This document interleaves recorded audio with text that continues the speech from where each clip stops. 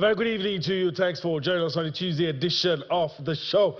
I'm Yemi Adebayo. Well, not exciting times for the Super Eagles of Nigeria, the Chan Eagles, as we love to call them, after crashing out of the African Nations Championship after losing two matches. It was like a comedy of errors today, seeing the Chan Eagles losing 4-0 to Sudan. We'll talk about that. And of course, we'll also be taking a look at the, of course, FIBA men's Afrobasket this time. Hopefully, we will have a conversation with the D-Tigers legend who is standing by to have this conversation with us. We'll also try to preview the UEFA Super Cup, the curtain raiser to football in Europe. We'll do that for you on the show. We'll also take a look at the teams as they are preparing for the season that is upon us. That's the outlook of the show. We urge you to sit back and relax,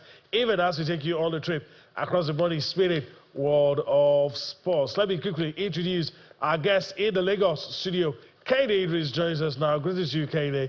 I would have said what a lovely day to talk sports, but the Chan Eagles left a bitter pill in our but nonetheless, thanks for finding time to be with us on the show. It's always good to be here. Looking forward to Tuesdays always. And you know, like we say in media, even a bad story is good. It's good story for us. So. There's nothing like negative publicity. It's all publicity. It's for us. Every story is fantastic. Yeah. So, but you know, we're particularly pained because this is our own, like we say, firstly, we're Nigerians before, you know, any other thing. So it's a painful one, but we still need to come here and talk about it. And I've also taken a look at the rundown. At least there is basketball, there is the D-Tigers. Maybe there is, you know, smile waiting for us just in front. All right, maybe there is something to smile about later on the show. All right, let's start differently tonight. We will start with basketball. And of course, as we're about to do that, my colleague Osino Konakpan is ready now as we go along on this ride. What a greetings to you, Yemi, and of course, everyone joining us on the show tonight. Always an action-packed total sports. I'm not allowed to say I'm devastated. I mean, I take it for tonight because I'm a Nigerian, a proud Nigerian at that, and because I have good following of the Nigeria Premier Football League, and I've invested quite a number of my time as a journalist covering that. This defeat that Sudan gave to Nigeria at the African Nations Championship, it hit me right here. It was right here. You know, I felt it.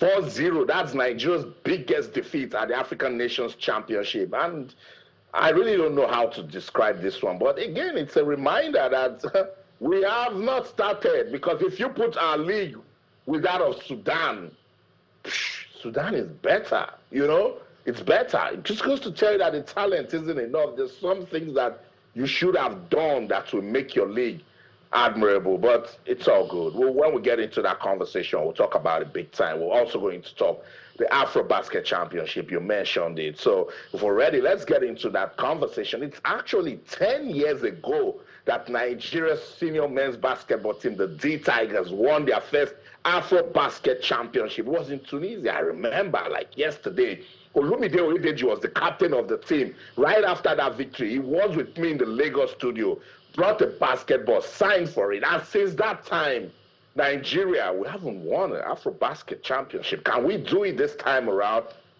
Oyedeji joins us on the show tonight. Good evening, legend, champ, everything basketball. Oyedeji, good to have you on Sports Tonight. Well, great to be here all since I'm feeling you. I mean, I'm just feeling your energy, just as usual. And I just want to say hello to everybody back at the studio out there. And I'm glad and excited to be here this evening and looking forward to this wonderful program. Awesome. I see that number 15 jersey. Was it that same jersey that you used when we won the Afrobasket? Of course, definitely. So that was probably just an iconic number out there, and at the same time, just glad to see the number out there in the Afrobasket. Just put it there. There's a legend at the back. So I mean, just a great pleasure wearing that Nigerian on my chest, carrying the name on my back, and always happy and excited every time I have to call for Nigerian services. 10 years ago, Lumide, Nigeria, Olumide, it's quite disappointing, I must confess. 10 years ago, Nigeria won a made in Afrobasket title, and we have the women that gave us 5 in a row. Olumide, another Afrobasket championship is upon us, and this set of D Tigers replicates what you guys did 10 years ago. Oh, well, I mean, definitely, I believe, they have the talent, they have the ability, to do the same thing. But unfortunately, we have other countries just catching up with us. But, I have no doubt in my mind, and we have a couple of players. Stan Okoye was a member of that team, of that Afrobasket 2025. You're also talking about a couple of experienced players. And, you look at it like, okay, wow. So this is like this. So, they have a couple of players who have been Olympian. Okoye, Josh Okoye was right there. They have all those other couple of players who are talented enough. And to bring this trophy back home, and after 10 years, I'm happy and excited. Hopefully they can bring it back home. But the unfortunate part of it that you said that all these countries getting catch up with us, and you can see what happened to Guinea. What happened to South Sudan today? Yeah. God beating by Guinea. So that means it's going to be wide Afrobasket. And Cameroon is coming too. They get all the players together. You know what? There's no team to be a pushover, but I still have the confidence. Abdulrahman Mohammed, who's the head coach right now, was also part of the coaching staff on winning the Afrobasket in 2015. Wow, I'll hand you over to Yemi in Lagos, but I'm still coming back to talk about the legacy of that 2015 win. Yemi? All right, Olumide, thanks for joining us again. And let me just throw this in quickly. When you look at the current field, you're looking at teams like Tunisia, Angola. You're talking about us probably bringing the trophy back home. And I want to ask, do you see us on the level of these two countries I mentioned or better? Oh, no. When you're talking about talent, Nigeria, we get a talent. There's no doubt. We definitely get a talent. And it's just, at the same time, the basketball, they have 5 players on the court at the same time. We have 5 players on the basketball court at the same time as well. You just have to just continue to execute and play good defense, and it's just going to be about intensity. We're just not going to lack effort, and we're going to be disciplined, both offensive and defensive, of the court. And also, togetherness. We have to believe themselves. So, you look at all these teams. You also played in Angola. I'm playing in Angola to beat Angola in Angola. I remember 1999 Afrobasket was just like a Wild West. So playing in Angola don't count Angola out for them playing in Angola. So Cote d'Ivoire is another team you're looking at there. I say Cameroon, Tunisia, Senegal. Everything is wide open now, but I still believe in the Tigers. I believe that they have the ability, and they have the talent, and then we'll see how the game goes. All right, we'll see how it goes. Kaide Idris, let me bring you in. You've listened to the champ, you've listened to the legend. Nigerians always like winning. Yeah. Whether we are getting it right at home, it doesn't matter. So how confident, before we take a look at the roster, because that's the next thing we're going to do, how confident are you that the boys will emulate the girls? That's what a lot of us want. I'm super confident in the team. But over the years, like Austin had painted, I can remember that 2015 win. For those of us who were following basketball, and whether you're a journalist or, a reporter or a regular Nigerian but follows basketball, it was a wild celebration.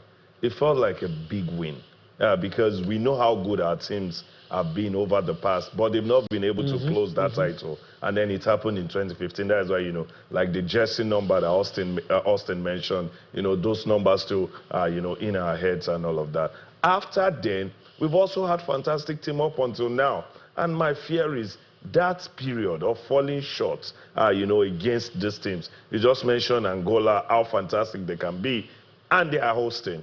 Then there is Senegal, It's back-to-back champions, Tunisia. Exactly. So, you're talking of proper top teams. As much as we have the talent scattered, maybe what we are scared of is the unity that these teams have, maybe that is where we fall a bit short. And maybe a legend like Olumide Oyedeji, like they say, there could be mentors, for teams, helping them break the psychological circle. So maybe they could help through that phase. Maybe. All right, let me just go across in a few seconds. Just take a look at the roster. We'll get back to Austin and Olumide to dissect some of these things. Here's the roster. You have Carl Dirichi Ehiogu is a center, Mike Nuga is a guard, Josh Okojie, Caleb Agada, Stan Okoye, who was incidentally in the 2015 team, a man that Olumide Oyedeji knows so well. Emmanuel Omogbo is a power forward, Ugo Simon, a small forward in the team. You're looking at the D Tigers final rosters. Matis Igbanu, Talib Zana, you have Christian Mekwolu, Divine Ike Iwamu, Abdurrahman Mohammed is the head coach, Jalil Akidele is the assistant coach. We'll be expected that these guys go to Angola and, of course, do the unthinkable, defeat all the powerhouses in basketball.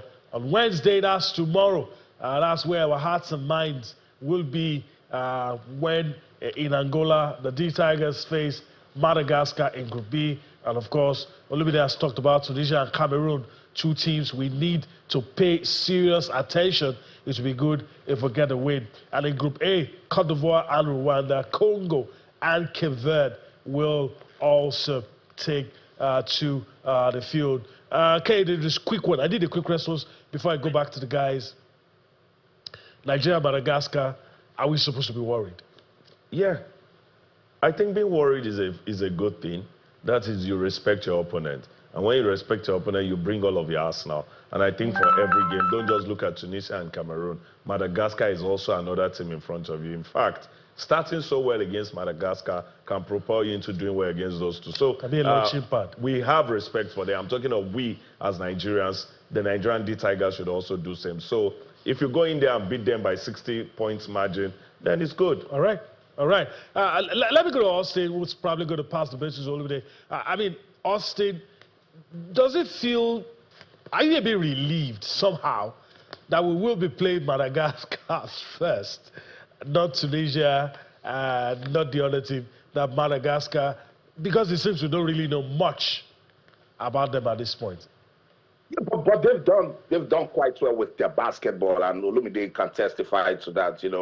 I think this so-called small teams are taking a clue at the big teams, and they're saying, look, Angola can motivate us, Tunisia can motivate us, and if Nigeria isn't ready to motivate us, then they're going to be the team we'll beat. We saw the way this team struggled till the final round of qualifiers to get the ticket to the Afrobasket. Tells you there's something fundamentally wrong right from when we won the Afrobasket in 2015. And if you take a good look at it, that was when the basketball leadership crisis actually started. Yeah. There you go. You see, when we say everything rises and falls on leadership, people don't understand. But let me get back to Olumide Oyedeji. Olumide, after we talked today, I went back to that 2015 team.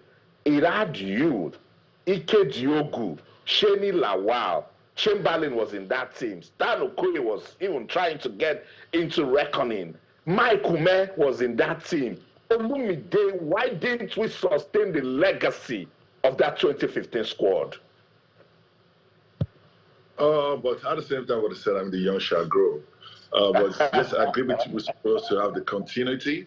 You see that some of us are getting just our legs out. I mean, the Afrobasket, I have to call it queen. That was my 20th year to play with the national team, and I played it by the 9 Afrobaskets, and the finally won one, and I'll probably be in the final 5 times. And I came second, fell to Angola all those 4 times when I couldn't make it to the finals. It was kind of tough, but, Diogo was still there for some time. Shem Lawa got injured. So it was some time. And then actually, you have to look at this team. This team actually started getting built from 2012 pre-Olympic qualifier in Caracas. In Caracas, where we did unbelievable. When the people never led by Coach Ayodele Bakare, where nobody ever believed we were going to make it. out of what we did. I mean, we put that number 40 in the world, put that number 5 in the world, put a number 7 on the Olympics.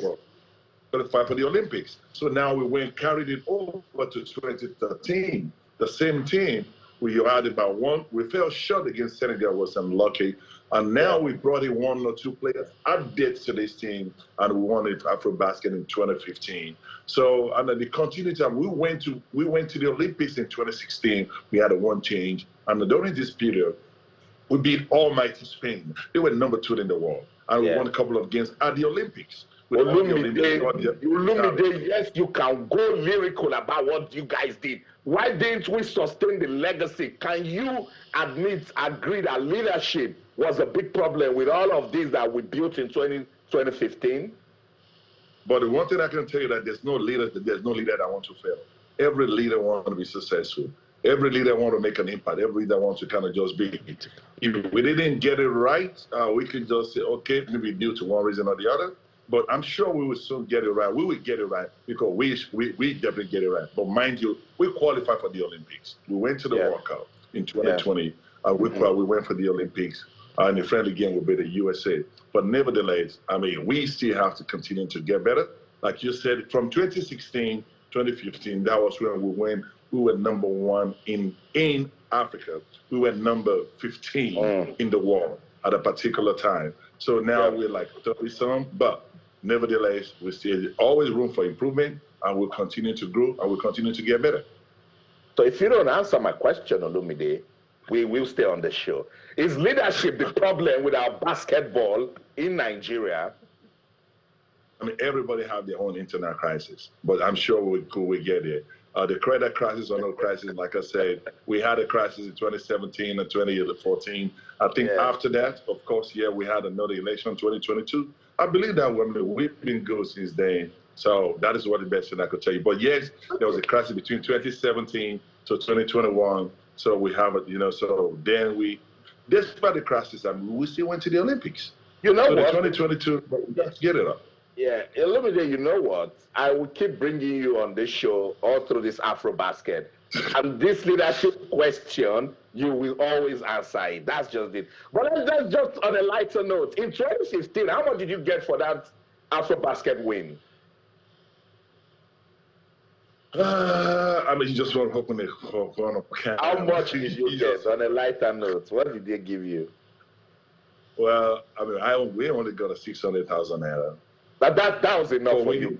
That's enough. That's enough. What do you mean? Hey, come on, Austin. What do you mean that is enough for winning Afrobasket the first time ever in Nigeria? Which I'm glad. I give kudos and big thank you to His Excellency Bola Ahmed Tinubu. What he did now, mind you, the same team that won in Senegal, the female team that won the same Afrobasket the same year we won. They get $150,000, and they have about 3-bedroom condos by the beach in Senegal in the same 2015. Hopefully, I'm telling you myself, we can work on that. Yeah, Olumide, you know what? Go build that legacy of 2015, and we will get more than $100,000 from the ecosystem. Thank you so much for your time on the show tonight, Olumide Oyedeji. We'll bring you back to analyze the D Tigers when they start playing. Thank you. Thank you very much. Awesome. That's it. Former D Tigers, Captain Olumide Oyedeji. Kehinde Idris, in 1 minute, you saw Olumide was trying to dribble me. He didn't have a ball, and was trying to dribble me, but it's clear now that leadership is a big problem with basketball in Nigeria. Every day, all day in sport, leadership is very, very murky. We say 70% of what happens on match day had happened before match day. 30% is what we see. If we don't tackle leadership, and we'll continue to have results like this. By the way, well done, Olumide. I was a child that I know about that clinic that he has always had back then. All right. I got to take a pinch there. We need to go on a break right about now. We'll still continue with basketball when we return from the break. But just let our viewers know that on the DSTV platform, that's when we return from the break, you will be on to Inside the Niger Delta, but on all our other platforms, many of them, you'll still be with us. We'll still be talking sports and everything in between. Let's go for that break. We'll return for more Sports Tonight.